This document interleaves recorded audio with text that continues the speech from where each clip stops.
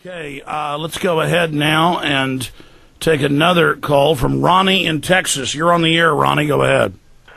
Thank you, sir. Briefly, me and Oswald and Ruby all lived in Oak Cliff at the time, and I've made it my business to try to learn as much as I could all these many years, and I really appreciate your guests there, and it's no disrespect to them, but there's another great expert, that is, of course, Michael Collins Piper from the American Free Press, who wrote Final Judgment, the book that shook up my world and changed my life, and added up the real evidence from others. He didn't add any evidence of his own, but it points the finger of guilt directly to Israeli founder and first Prime Minister David Ben-Gurion and the Israeli organized crime family godfather of all godfathers, Meyer Lansky, and his gang. And so well, hold on just a second.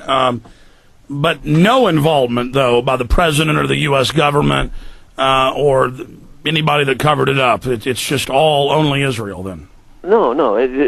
My line about that is not who was involved, it was who wasn't involved. They involved everybody. They had the Dallas cops. They had, Johnson was probably involved. Who knows? But there's so many fingers of guilt on that thing. But and one of the main points that's been left out of everybody's book is that JFK smoked pot. He smoked pot. One of his early girlfriends, one of those girlfriends, made testimony about that, and then it was just kind of ignored. Okay, let me just stop you right there. I believe I've even heard Jim, because we're all friendly here, but I think I've even heard Jim attacked before by other people for not saying it's all Israel or something.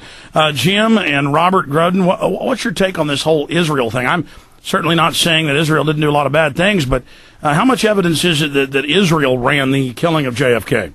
Well, none at all. Go ahead, Robert. None at all. Right. This is an anti-Semitic situation that began ago and detracts from where the real evidence is.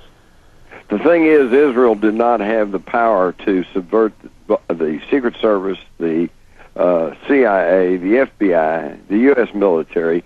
Although I will say this, people, when you talk about Israel involvement in the Kennedy assassination, if you're looking at it at a lower level, that's really not even possible, as I just said.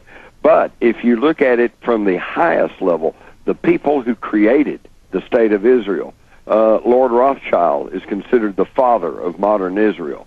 And when you look at the people who created Zionism, who then created the State of Israel, who then created communism in Russia, who then created National Socialism, or the Nazis, in Germany, then you realize these are the same people who are the power structure, the true power structure of the United States. And yes, they at least had to acquiesce in the assassination of President Kennedy. And there's claims that he wouldn't give. There's claims he wouldn't give nukes to Israel.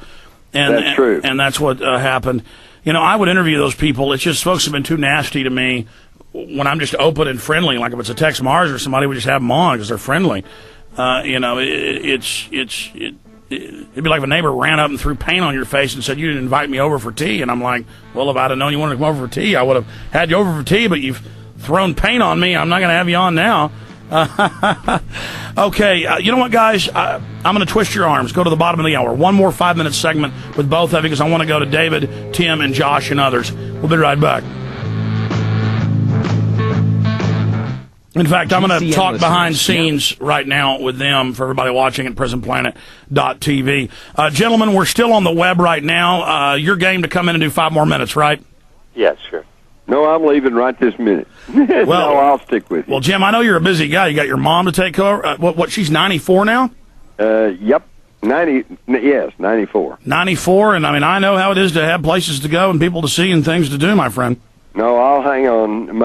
My voice seems to be holding out, so I'll give it a man, shot. Whatever's in the air. I've had a chest cold for like 2 weeks.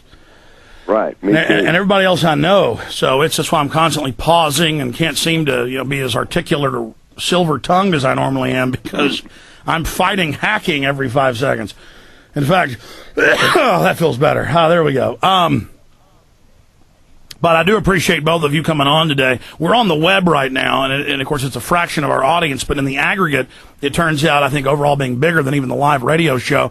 So why don't you guys take a few minutes out to talk more about your books and videos right now?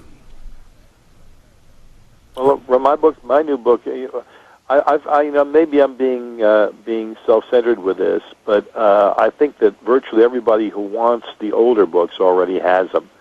When the new one comes out, it's going to be all brand new stuff, 800 photographs, and all the information about it will be on my website, jfkmurder.com. So it's going to be the Rosetta Stone. Take the time away from Jim right now. I'll just leave it with that. So it's going to be the Rosetta Stone. I certainly think so. There's a lot of stuff in there. We've got tons of new photographic evidence that no one even suspected existed before, and it's going to open up a lot of people's eyes. If anyone can look at the new book and doubt the fact that there was a conspiracy, they're so close-minded, nothing will get through.